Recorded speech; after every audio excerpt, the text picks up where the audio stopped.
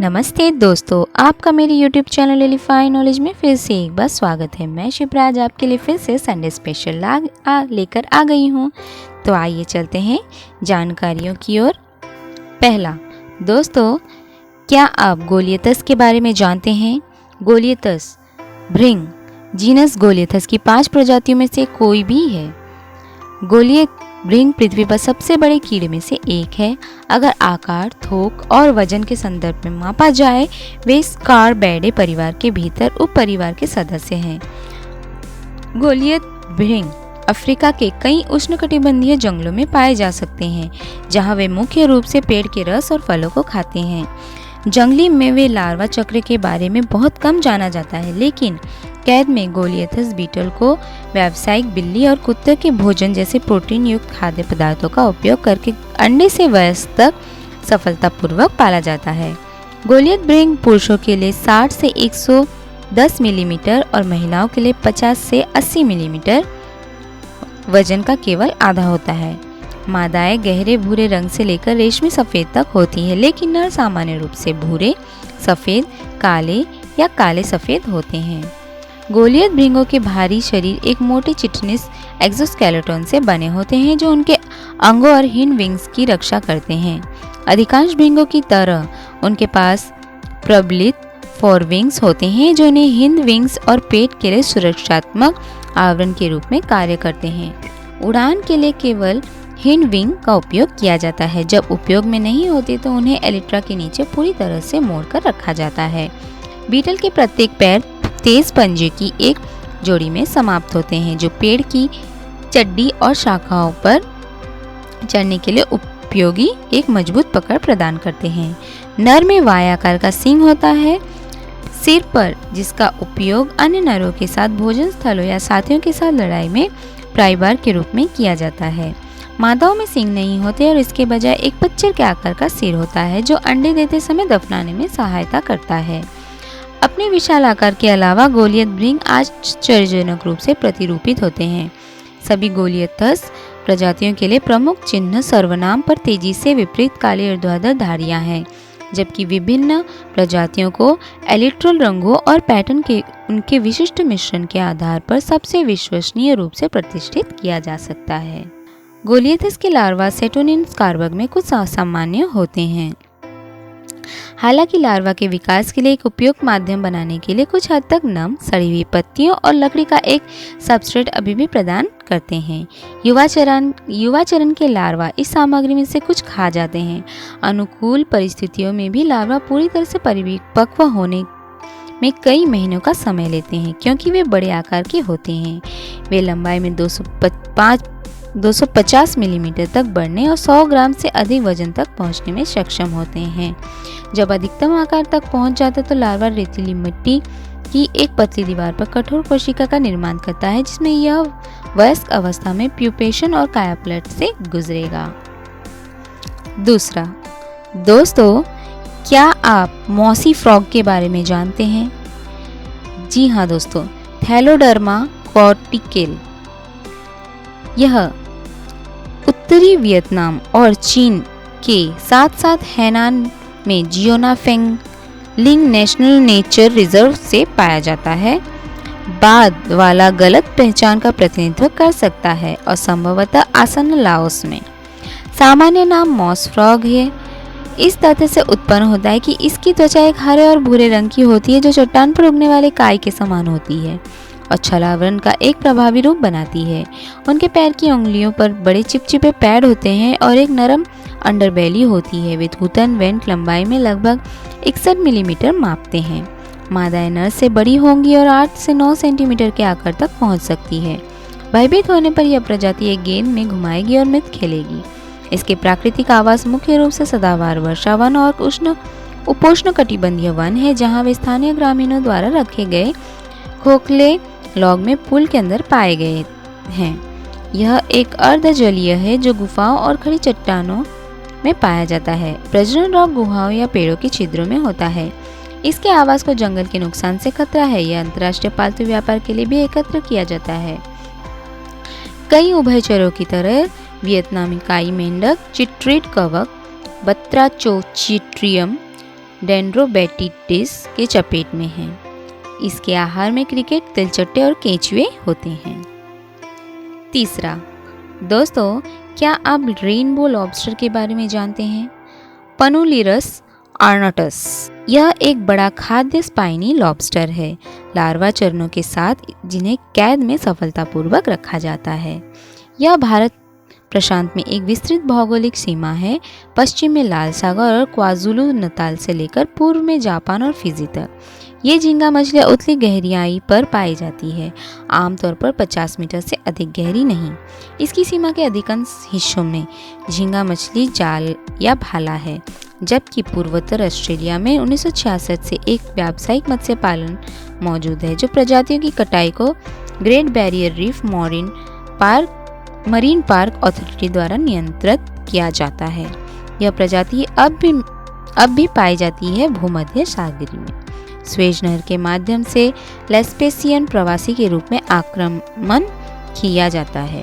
प्रजाति Vietnam, Papua New Guinea, Australia में Torres, जलडमरू मध्य और अन्य इंडो पैसिफिक क्षेत्र में कई मत्स्य पालन का समर्थन करने के लिए जिम्मेदार है।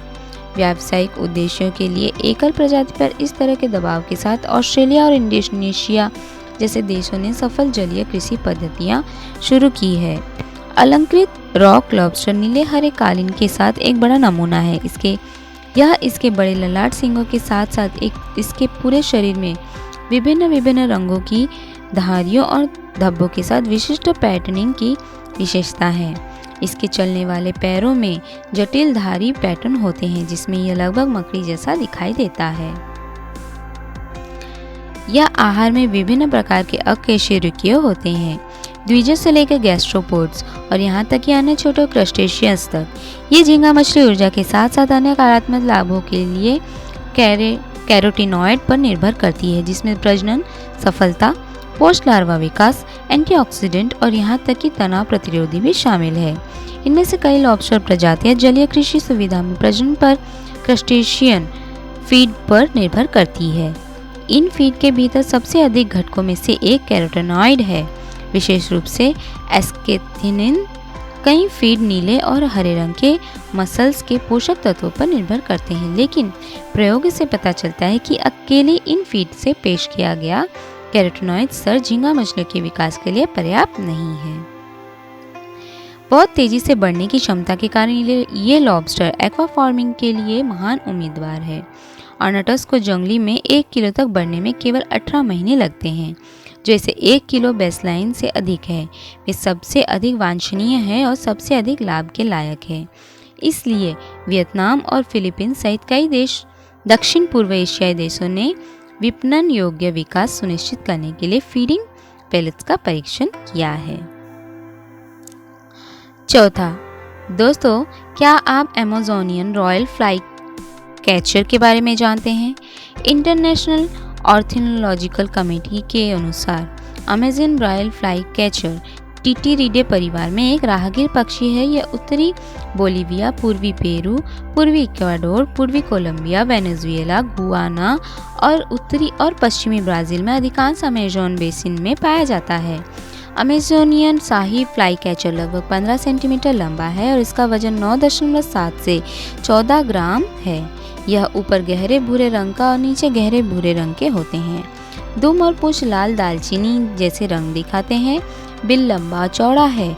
इसमें एक स्तंभन पंख के आकार की शिखा होती है, जो नर में लाल और मादा में पीले नारंगी होती है।